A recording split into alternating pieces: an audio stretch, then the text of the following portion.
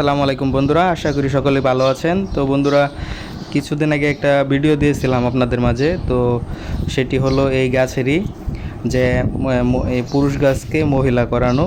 তো দেখতেই পাচ্ছেন আপনারা, এটা পুরুষ গাছ ছিল আগে, যেটি কখনোই ফলন দিত না।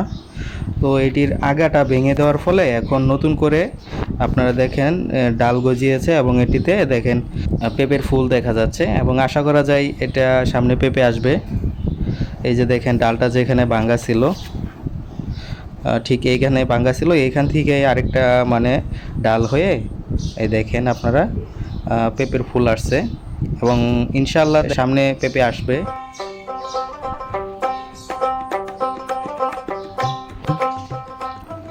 তো গতকালকে অনেক বৃষ্টি হয়েছিল, আর আপনারা অনেকে ভাবতে পারেন যে এটা মানে লাগানো কিনা কিনা গাছ নাকি। আসলে এটা কিনা গাছ না, এটা হচ্ছে বীজ থেকে হয়েছে এই কাঁঠাল গাছটা।